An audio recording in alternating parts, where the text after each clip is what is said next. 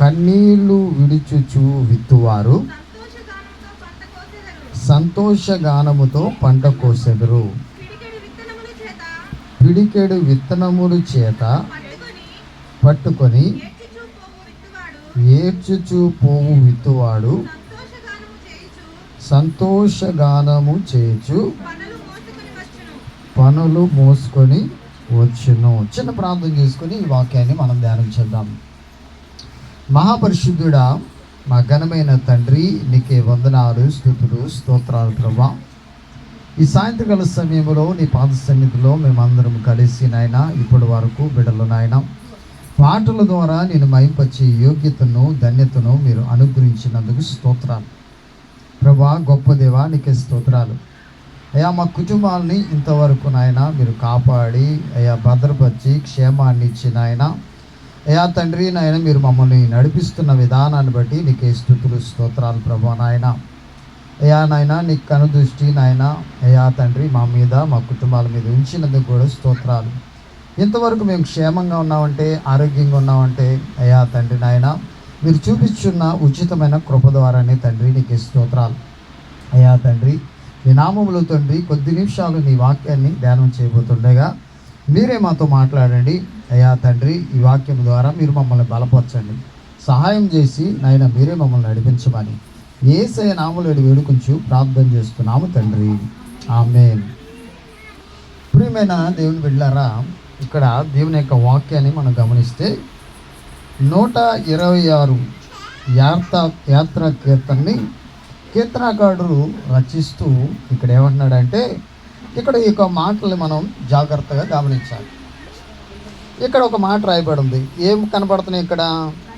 కన్నీళ్ళు.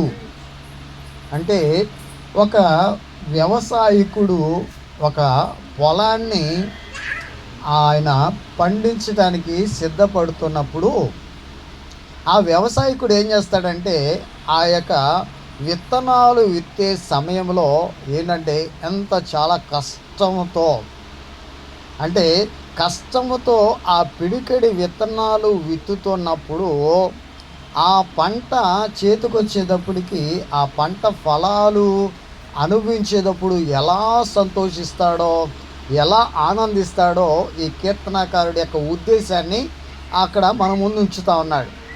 ఇప్పుడు మన జీవితంలో కూడా మనం చూసినట్లయితే మన జీవితాల్లో కూడా కొన్ని కన్నీటి పర్యంతరమైన సంఘటనలు సంభవిస్తూ ఉంటాయి. కొన్ని సమస్యలు ఎదురవుతూ ఉంటాయి, అవునా? కొన్ని ఇబ్బందులు ఎదురవుతూ ఉంటాయి. అప్పుడప్పుడు మనం ఏం చేస్తామంటే వాటి సమస్యల్ని అధిగమించలేక మనం ఏం చేస్తామంటే బలహీనమై కృంగిపోతూ ఉంటాం, బాధపడుతూ ఉంటాం.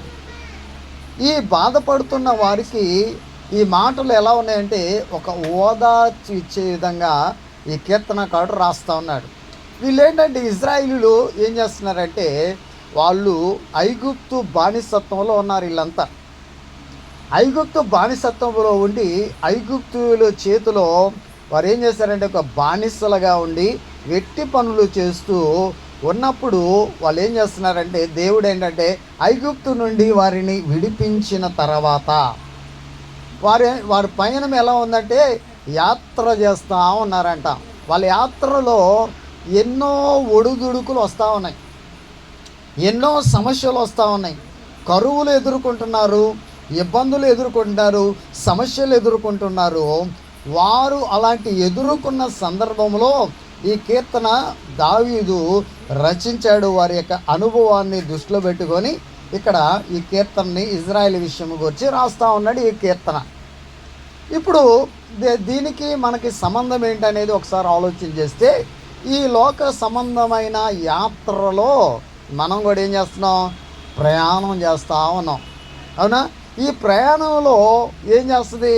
ఈ ప్రయాణంలో ఒక రోజున మనం ఏం చేస్తాం? చాలా హ్యాపీగా, చాలా సంతోషంగా ఉంటాం.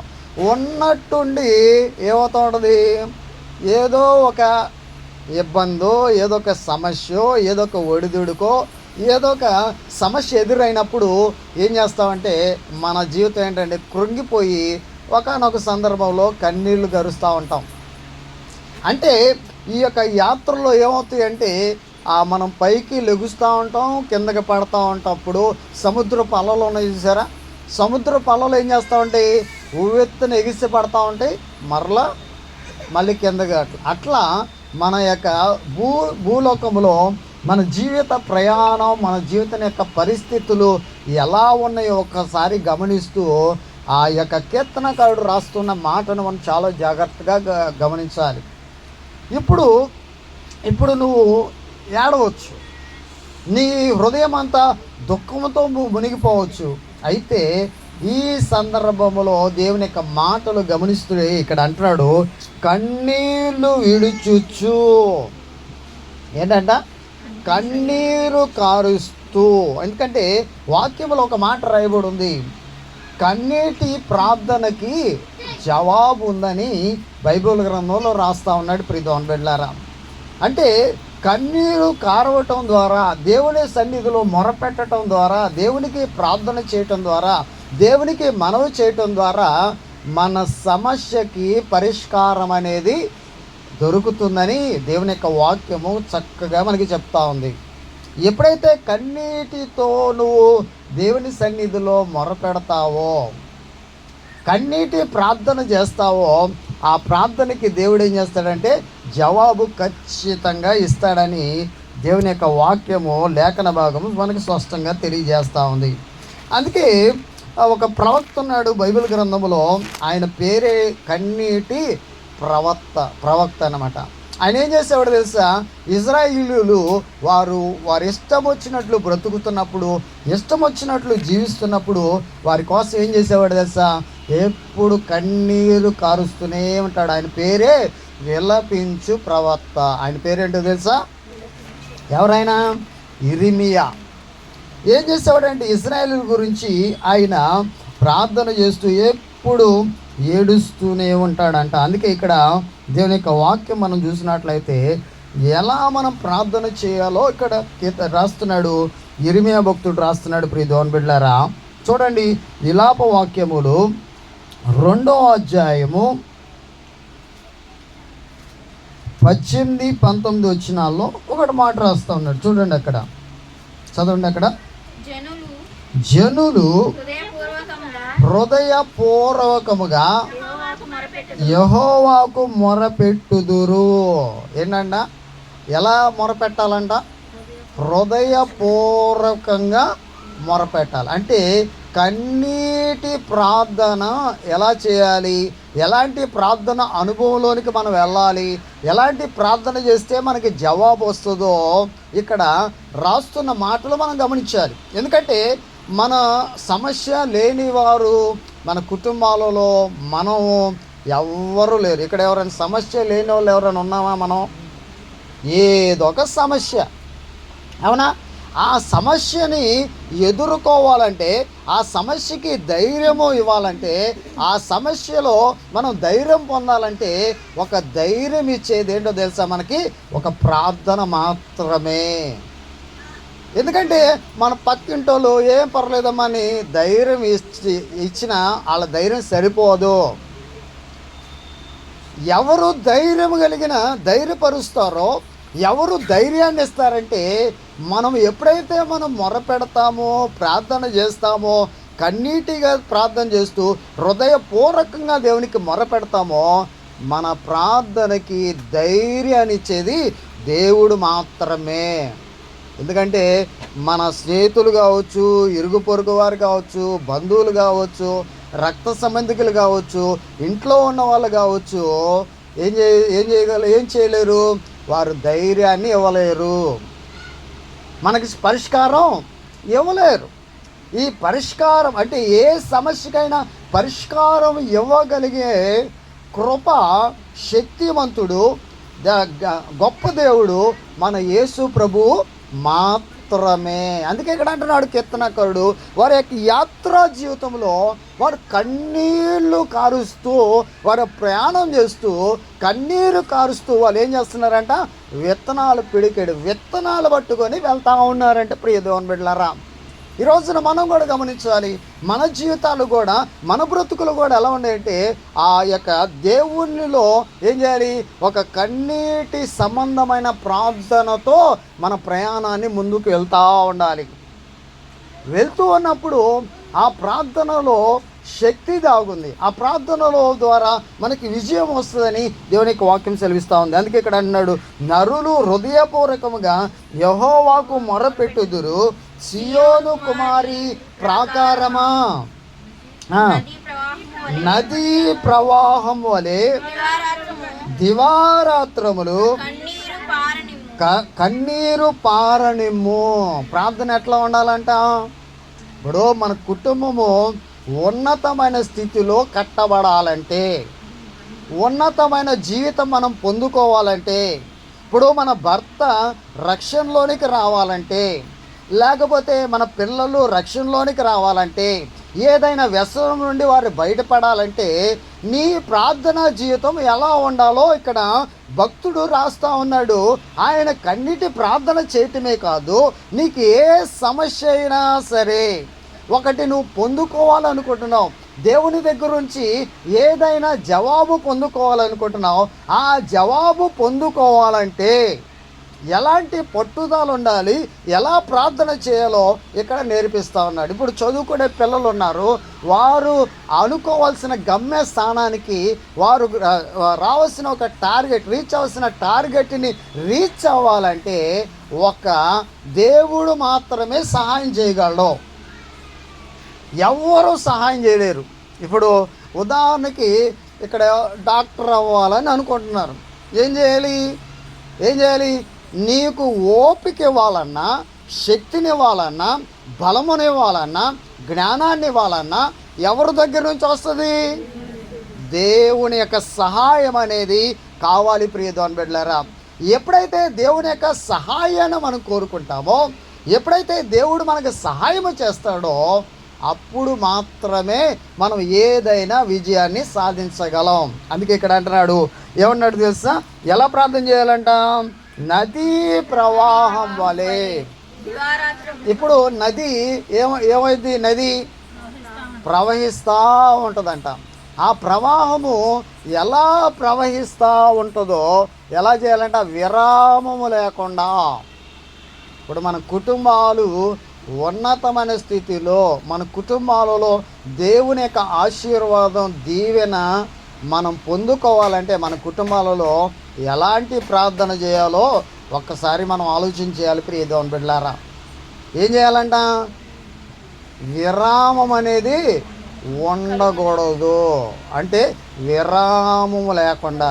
ఇప్పుడు ఫ్రూటీ గాడు ఉన్నాడు అనుకోండి, ఏం చేస్తాడు? ఒకసారి ఫోన్ పట్టుకున్నాడంటే ఒక అరగంట విరామము లేకుండా ఫోన్ చూస్తూ ఉంటాడు. అట్లా అన్నమాట. అట్లా విరామము లేకుండా ఏం చేయాలి అంటే కంటిన్యూగా ప్రార్థన చేస్తూనే ఉండాలి. అలా కంటిన్యూగా ప్రార్థన చేస్తూ ఉంటే దేవుడు ఏం చేస్తాడంటే, నీవు చేసే ప్రార్థనకి జవాబు ఖచ్చితంగా ఇవ్వగలడు అని వాక్యం జ్ఞాపకం చేస్తూ ఉంది. ప్రియ దేవుని బిడ్డలారా, ఇక్కడ అంటున్నాడు, విరామము కలుగునీయకుము, నీ కంటి పాపను విశ్రమింపనీయకుము. కంటి పాపను ఏం చేయాలి? విశ్రమింపనీయకూడదు. అంతే. ఆ సమస్య పోగొట్టుకునే వరకు, ఆ సమస్యని అధిగమించే వరకు, ఆ సమస్యని జయించేంత వరకు ఏం చేయాలంట? అస్సలు మనం ఏం చేయాలి? కంటి రెప్ప కూడా వేయకూడదంట. అట్లాంటి ప్రార్థన అనుభవంలోనికి మనం వెళ్ళాలి. అంటే ఏదైనా సాధించుకోవాలని మన ముందు ఉన్నట్లయితే దేవుని దగ్గర అలాంటి ప్రార్థన చేయాలని వాక్యం సెలవిస్తూ ఉంది. ప్రియ దేవుని బిడ్డలారా, ఏమన్నాడు ఇక్కడ? నువ్వు కంటి పాపను విశ్రమింపను, నీవు లేచి రేయి మొదటి జామున మొరపెట్టుము, నీళ్లు కుమ్మరించినట్లు ప్రభువు సన్నిధిని నీ హృదయమును ఏం చేయాలంట? ప్రభు సన్నిధిలో ఏం చేయాలంట? నీళ్లు కుమ్మరించినట్లు నీ హృదయాన్ని కుమ్మరించాలి అంటారు. అందుకే కీర్తనకారుడు అన్నాడు, కన్నీళ్లు విడుచుచు విత్తువాడు. అంటే ఏంటంట? ఒక రైతు కష్టపడి కన్నీటితో విత్తనాలు వేస్తే, అంటే కష్టపడి ఆయన శ్రమపడి ఆ యొక్క పొలాన్ని సేద్యపరిచి పిడికెడి విత్తనాలు చేతపట్టుకొని విత్తితే ఎలాంటి ఫలితాన్ని చూస్తాడో ఇక్కడ రాస్తా ఉన్నాడు. ఎలాంటి ఫలితం?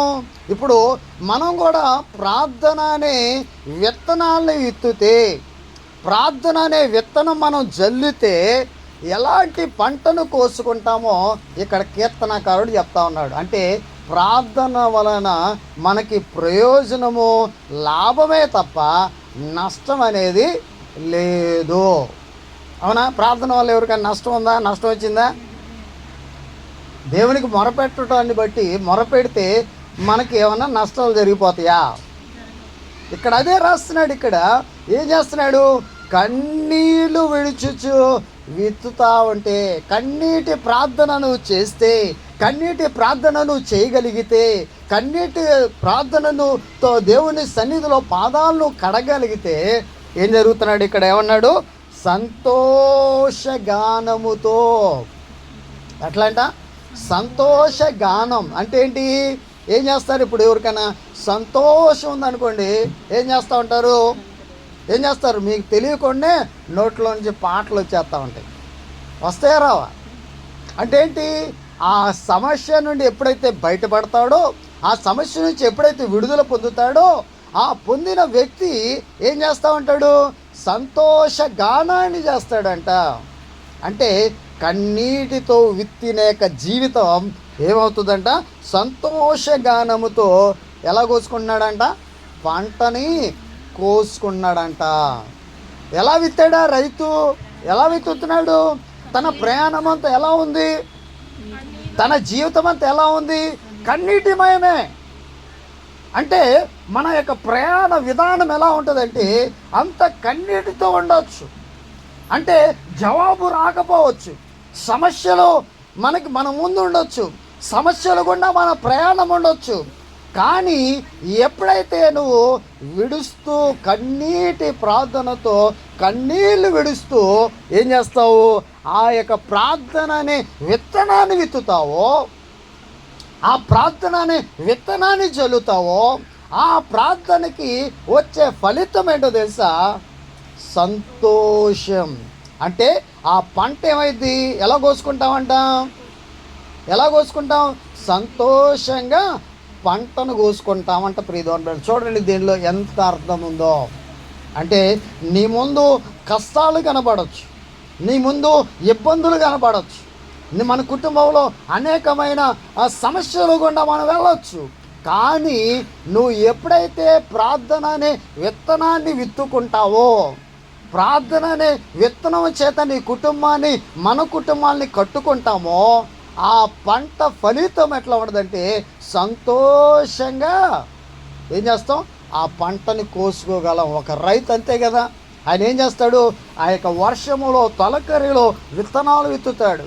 విత్తి ఆ యొక్క పంటని చక్కగా పండించుకున్న తర్వాత, ఆ పంట బాగా పండిన తర్వాత ఆ పంటను కోసుకొని ఆ కోసుకునేటప్పుడు ఎంత ఆనందిస్తాడో. అవునా కదా? ఆ మధ్యలో ఏం జరుగుతుంది? విత్తనం వేసిన తర్వాత, ఆ విత్తనం వేసినప్పుడు ఆ మధ్యలో ఏమవుతుంది?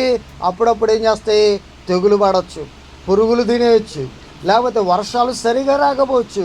కానీ వాటిని అన్నిటినీ తట్టుకొని నిలబడిన తర్వాత ఎప్పుడైతే పంట పెరిగి ధాన్యము అతని చేతిలోకి వస్తుందో ఎంత ఆనందిస్తాడో.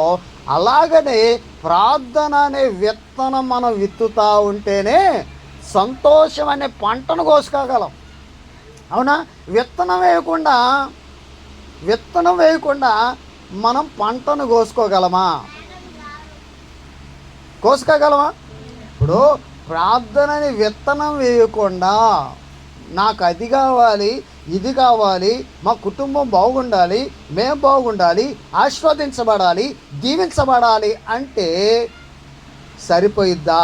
ఏం చేయాలి? మనం ఏం చేయాలి? ఒక విత్తనం వేయాలి. ఎప్పుడైతే విత్తనం వేస్తామో ఆ టయానికి ఏమైంది? పంట ఎప్పుడైతే వస్తుందో ఆ పంట కోసుకునే సమయంలో ఎలా ఉంటుంది? ఎంత ఆనందమో. అవునా కదా? ఎంత సంతోషిస్తాడో ఆ రైతు, అలాగనే మన జీవితంలో కూడా ఏదైనా ప్రార్థన చేసి ఆ ప్రార్థన ద్వారా ఫలితాన్ని అనుభవిస్తే ఎంత సంతోషం. అదేం చేయాలి, మనం కూడా అలాంటి అనుభవంలోనికి మనం వెళ్ళాలి. అలాంటి అనుభవంలోనికి వెళ్ళాలి. ఒకటి పెట్టుకోవాలి మన జీవితంలో, ఏం చేయాలి, ఒక టార్గెట్ అనేది పెట్టుకోవాలి. ఇప్పుడు ఏదైనా అవసరం, ఇప్పుడు గర్భఫలం అవసరం అనుకోండి.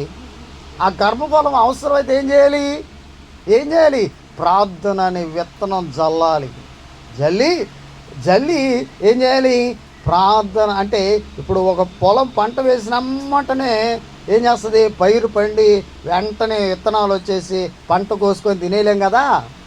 ఏమైద్ది, దానికి ఏం చేయాలి, కన్నీళ్ళని వాటిని జోడించి ఆ విత్తనాల మీద ఎప్పుడైతే వర్షము పడతా ఉంటుందో దానికి కావాల్సిన వాటిని అన్నిటిని ఏం చేయాలి, జాగ్రత్త చేసుకొని ఆ ఫలాల్ని, ఆ చెట్టుని ఎట్లా అయితే కాపాడిన తర్వాత ఆ టయానికి, ఆ ఫలాలు వచ్చే టయానికి కోసుకొని అప్పుడు ఆనందిస్తాడు రైతు. అట్లాగే మనం ఏం చేయాలి, మొదటిగా ఏం చేయాలంట, ప్రార్థన అనే విత్తనం. అంటే ఎట్లా చేయాలి, విత్తనం, కన్నీటి ప్రార్థన అనే విత్తనం వేయగలిగితే మన కుటుంబాలలో ఎలాంటి ఫలితం అంట, సంతోషగానముతో ఏం కోసుకుంటామంట, పంటను కోసుకుంటాం. అందుకే కింద అంటున్నాడు, ఇంకా వివరణకి ఇస్తున్నాడు. ఏమంటే తెలుసా, పిడికెడు విత్తనములు చేత పట్టుకొని, ఏంటంట, పిడికెడు విత్తనాలు ఏం చేస్తాడు. ఇప్పుడు ఒక అరెకరం పొలం ఉందనుకోండి, అరెకరం పొలంలో ఏం చేస్తాడు రైతు ఏం చేస్తాడు, ఒక అరబస్తా తీసుకెళ్తాడు. అరబస్తా ఏం చేస్తాడు, ఆ విత్తనాలు వేస్తాడు. ఆ నారంతా ఏం చేస్తాడు, ఆ అరెకరం అంతా ఏం చేస్తాడు, మొత్తం అంటే నాటుతారు. నాటిన తర్వాత ఆ పంట ఏమైంది, ఎన్ని బస్తాలు అయింది, అరబస్తా గింజలు ఎన్ని బస్తాలు కోసుకుంటాడు, దగ్గర ఒక 20-30 బస్తాలు. అంటే ఒక అరబస్తా విత్తనాలు తీసుకొని పొలములో నాటిన రైతు 30 బస్తాలు తీసుకెళ్ళినప్పుడు ఎంత సంతోషిస్తాడు. అలాగనే మనకి ఇప్పుడు కనబడేది ఏంటి, ఫలితం. మన ముందు శూన్యం, ఏం కనబడట్లా, ఏముండదు ఫలితం. కానీ ఆ ఫలితములో, అంటే ఆ ప్రార్థన ద్వారా, ఆ పిడికెడి గింజలనే ప్రార్థన జల్లితే ఎంతటి విస్తారమైన ఆశీర్వాదాన్ని, ఎంత విస్తారమైన పంటను కోసుకుంటావో మనం ఒకసారి దాన్ని అర్థం చేసుకోవాలి. ప్రియ దేవుని బిడ్డలారా, నువ్వు చేసేది ఏంటి తెలుసా, ఒక చిన్న ప్రార్థన ఎంత బలమైన కార్యం చేస్తుందో ఒకసారి ఆలోచన చేయాలి. నువ్వేం చేస్తున్నావు, ఒక పిడికెడి గింజలే కానీ ఒక 30 బస్తాలు అవుతుందంటే ఒక చిన్న ప్రార్థన అసమానమైన కార్యాలు, ఉన్నతమైన కార్యాలు, మన జీవితాన్ని కాపాడే కార్యాలు దేవుడు చేయగలడు. మనం నమ్మాలి ప్రియ దేవుని బిడ్డలారా. అంటే ఈ వాక్యం అలే, దీని అర్థం అదే. ఏం చేస్తున్నాడు, ఒక పిడికెడి గింజలు ఎట్లయితే చేతబట్టుకొని విత్తుతున్నాడో, ఏమైందంట, విత్తనములు చేతబట్టుకొని ఏం చేస్తున్నాడు, ఎలా విత్తుతున్నాడంట, ఏడుస్తూ విత్తుతా ఉన్నాడంట. అంటే మన ప్రయాణం, మన యాత్ర అంత ఎట్లా ఉంటుందో తెలుసా, ఏం చేస్తాం, ఎప్పుడు నవ్వుతామో తెలీదు, ఎప్పుడు ఏడుస్తామో తెలీదు. పొద్దున్నే పక్కపక్క మీ ఆయనతో నవ్వచ్చు, సాయంత్రం ఇద్దరు ఏదో ఒకటి అనుకొని ఏడవచ్చు. అవునా కదా. ఇప్పుడు అమ్మ నాన్నతో పక్కపక్క నవ్వచ్చు, సాయంత్రానికి ఏదో ఒక ఏడవచ్చు, వాళ్ళతో తనులైన తినవచ్చు. అంటే ఏంటి, ఇవన్నీ వస్తూ ఉంటాయి. కానీ ఇలాంటివి వస్తూ ఉన్నా ఏం చేయాలి తెలుసా, మనం ఏం చేయాలి, మనం వేసే విత్తనాన్ని వేయకుండా మానకూడదు.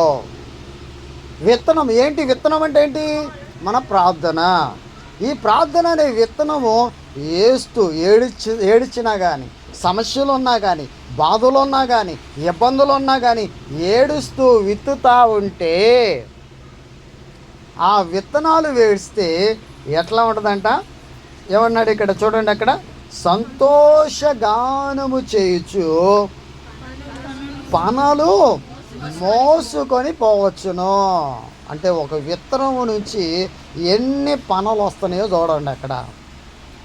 అంటే నువ్వు చేసే ఒక చిన్న ప్రార్థన, అంటే దేవునికి నువ్వు కేటాయించి సమయాన్ని కేటాయించి ఒక పావు గంట కానీ ఒక అరగంట కానీ దేవుని సన్నిధిలో నువ్వు గడిపే అనుభవము నీ జీవితాన్ని ఎలా మారుస్తుందో, నీ జీవితాన్ని ఎలా కడుతుందో ఒక్కసారి ఆలోచన చేయాలని కీర్తనకారుడు రాస్తా ఉన్నాడు. ఎందుకంటే వారు యాత్ర చేస్తూ ఉన్నారు జీవితము.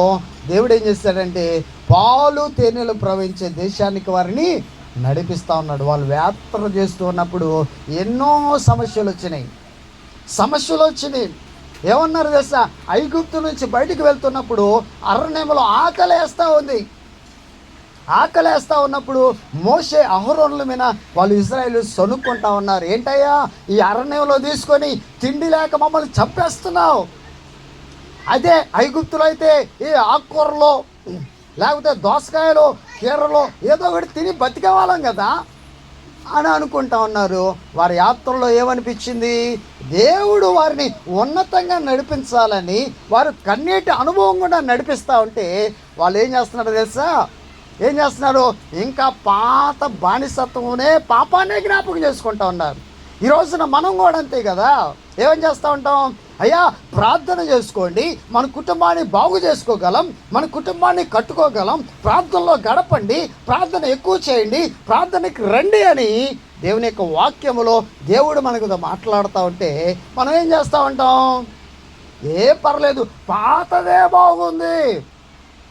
ప్రార్థన కంటే ఎక్కువగా లోకంలో గడపటమే, లోక సంబంధమైన ఆటల్లో, లోక సంబంధమైన టీవీలలో, లోక సంబంధమైన ముచ్చట్లో గడపటమే ఎక్కువ అనుకుంటాం. కానీ ఇలా ప్రార్థన చేస్తూ ఉంటే చాలామంది అనుకుంటారు, ప్రార్థన చేస్తే దేవుడు ఏంటి ఇంకా శ్రమలు పెడుతున్నాడు ఏంటి, ఇంకా బాధలు పెడుతున్నాడు ఏంటి అని అనుకుంటూ ఉంటామే తప్ప తగిన ఫలితం కోసం మనం ఓపికతో వేచి ఉండే పరిస్థితి లేదు. ఆనాడు ఇశ్రాయేలీయుల పరిస్థితి కూడా అలానే ఉంది. అయినా వారి మరణాలకిచ్చి ఆకాశం నుండి దేవుడు మన్నాను కురిపించాడు. వాళ్ళు ఇంకా సనుక్కుంటా ఉన్నారు. ఏమయ్యా మోసం లేదా అని, మోసం కూర లేదా అని మోషేతో అడిగినప్పుడు, మోషే దేవుని దగ్గర మొరపెట్టినప్పుడు ఆకాశం నుండి పూరేడు పిట్టల్ని దేవుడు ఏం చేశాడు?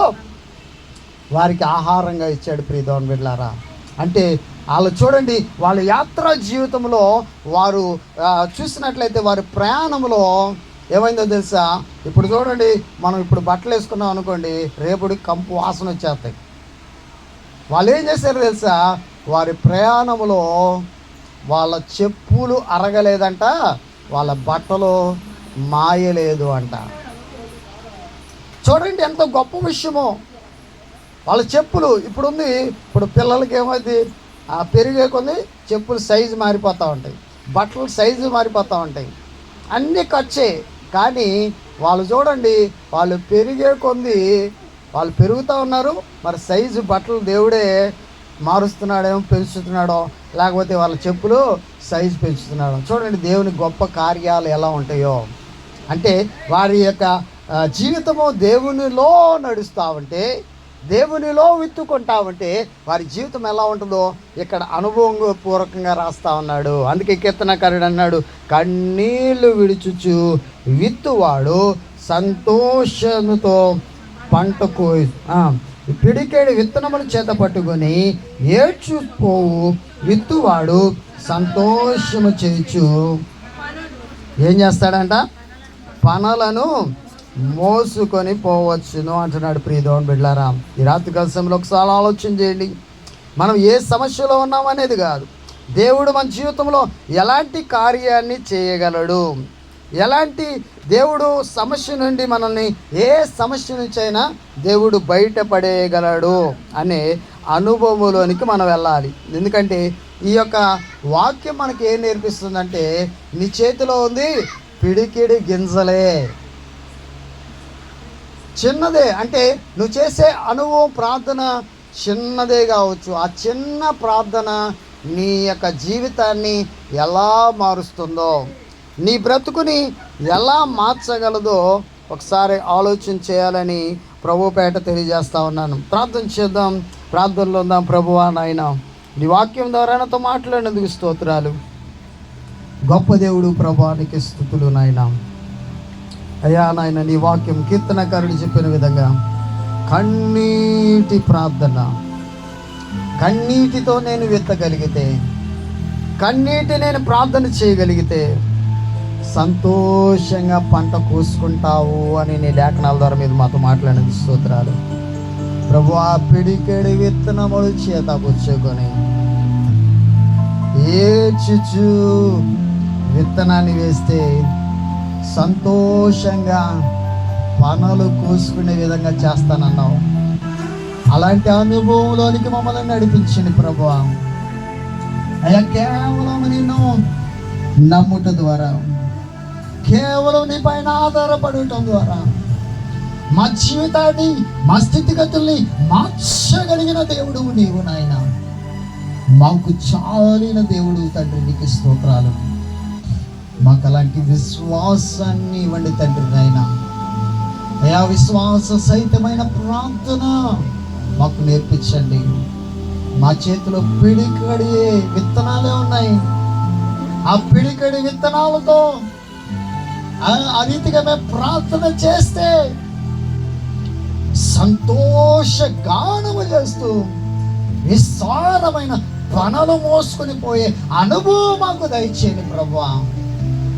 అయ్యా, మేము ప్రార్థన చేయగలిగితే, మేము ప్రార్థన చేస్తే మా జీవిత అనుభవం ఎలా ఉంటుందో నీ వాక్యము ద్వారా మాకు జ్ఞాపకం చేసినందుకు స్తోత్రాలు. అయ్యా, మేము ప్రార్థన చేసే మనస్తత్వం మాకు దయచేయండి. ప్రార్థన జీవితం మాకు దయచేయండి. మా కుటుంబాన్ని ప్రార్థన ఆత్మతో నింపండి ప్రభువా. మా కుటుంబాల్లో ఉన్న ప్రతి సమస్య, దురాత్మ, అంధకార సంబంధమైన ప్రతి కార్యములను యేసు నామములో లయపరిశుదురుగాక. యేసునికి స్తోత్రాలు. అయ్యా, నీ సన్నిధి నాయన మా కుటుంబాల మీద ఉంచుదురుగాక. తండ్రి, నీకు స్తోత్రాలు. కృప చూపించి నేను ప్రార్థించేద్దాం.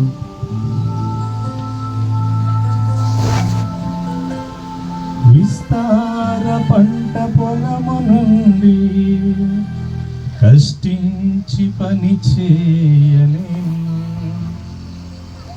కన్నీటితో విత్తు మనసు కలకాలం మరి నాకు నొసగు.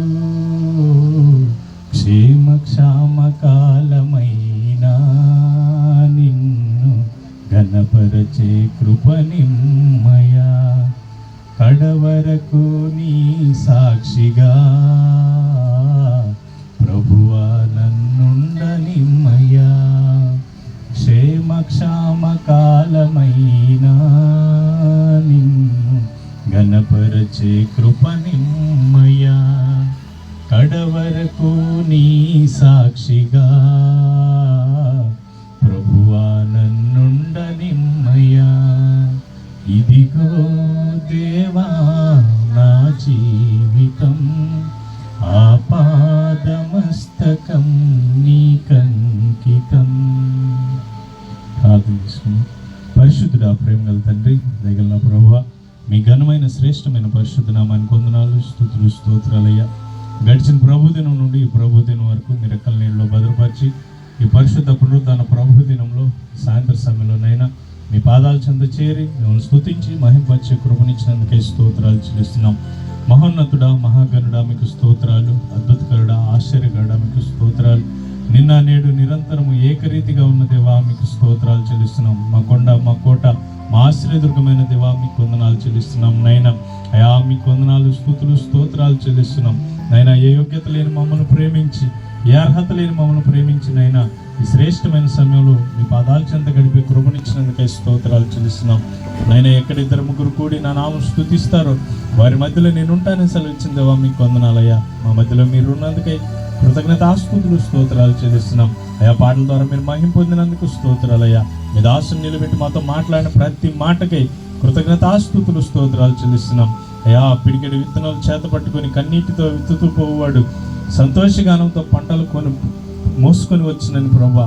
అయా మీ దాసుని ద్వారా మాతో మాట్లాడిన ప్రతి మాటకై కృతజ్ఞతాస్తుతులు స్తోత్రాలు చెల్లిస్తున్నాం నాయన. అయా నాయన కన్నీటితో విత్తే మనస్సును మాకు దయచేయమని అడుగుతున్నాం తండ్రి. మీకు స్తోత్రాలు చెల్లిస్తున్నాం నాయన. విత్తబడిన వాక్యం ప్రభా నీరు కట్టి ఫలింపు చేయమని అడుగుతున్నాం అయ్యా. అయా మా జీవితాలను ఫలభరితంగా మార్చమని అడుగుతున్నాం తండ్రి. మీకు స్తోత్రాలు చెల్లిస్తున్నాం. ఈ రాత్రి వేళనైనా మీ పాదాలు చెంత చేరిన ప్రతి ఒక్క బిడ్డను పేరు వరుసను దీవించండి, ఆశీర్వదించండి అయ్యా. ఎవరెవరైతే రాక వెనుకబడి ఉన్నారో మరొక ప్రభు దినంలోనైనా అయా మాతో చేరి మేము స్తుతించే భాగ్యం దయచేయమని అడుగుతున్నాం నాయన. గడిచిన ప్రభు దినం నుండి ఈ ప్రభు దినం వరకు నైనా మీరు చేసిన ప్రతి విధమైన మేలును బట్టి, ఉపకారాలను బట్టి, అద్భుత కార్యాలు, ఆశ్చర్య కార్యాలను బట్టి నైనా కృతజ్ఞతాస్తుతులు స్తోత్రాలు చెల్లిస్తున్నాం. దీవించి ఆశీర్వదించి మీ కృప చేత బలపరచమని అడుగుతున్నాం. ఇంకా ఎవరెవరైతే నాయన బలహీనలుగా ఉన్నారో, అనారోగ్యంతో ఉన్నారో ముట్టండి, స్వస్థత దయచేయమని అడుగుతున్నాం నైనా. మీకు వందనాలు. ఏ అవసరంతో అక్కరలతోనైనా మీ పాదాల చెంత చేరారనైనా దయతో కనికరించి కృప చూపించమని అడుగుతున్నాం నైనా. అయ్యా ఈ పరిశుద్ధ పునరుద్ధాన ప్రభు దినంలో కొద్దిసేపు మీ పాదాల చెంత గడపడానికి మీరు ఇచ్చిన ధన్యతకై వందనాలు, కృతజ్ఞతాస్తుతులు స్తోత్రాలు చెల్లిస్తున్నాం. ఈ సమయంలో మా గృహాలకు వెళ్తూ ఉండగా దీవించి ఆశీర్వదించి మీ కృపలో బలపరిచి భద్రపరచండి. మరొక పరిశుద్ధ పునరుద్ధాన ప్రభు దినంలో ఈ రీతిగా మేమంతా చేరి మిమ్మల్ని స్తుతించి మహిమపరిచే వరకు మీ కృప కాపుదల మాతో ఉంచి మమ్మల్ని నడిపించమని మా ప్రభును మా రక్షకుడైన నజరేయుడైన యేసుక్రీస్తు పరిశుద్ధ నామంలో కృతజ్ఞతాస్తుతులు చెల్లించి ప్రార్థిస్తున్నాం తండ్రి.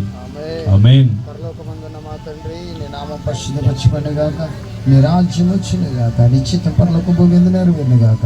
మాకు కావలసినది ఆహారం మాకు దయచేయి, మరొక సృష్టి ప్రకటన క్షమించు, మమ్మ శోధన కీడిసి తప్పించుము. ఎందుకనగా రాజ్యం, బలము, శక్తి, మహిమ నిరంతరం నీవైనావు తండ్రి. ఆమేన్. మన పరమ తండ్రి దేవుని ప్రేమ, కుమారుడైన యేసుక్రీస్తు యొక్క కృప, పరిశుద్ధాత్మిక సహవాసం ఇచ్చినప్పుడు సదాకాలం మన కుటుంబాలకి దేవుడు తోడుగా ఉండి నడిపించునుగాక. ఆమేన్.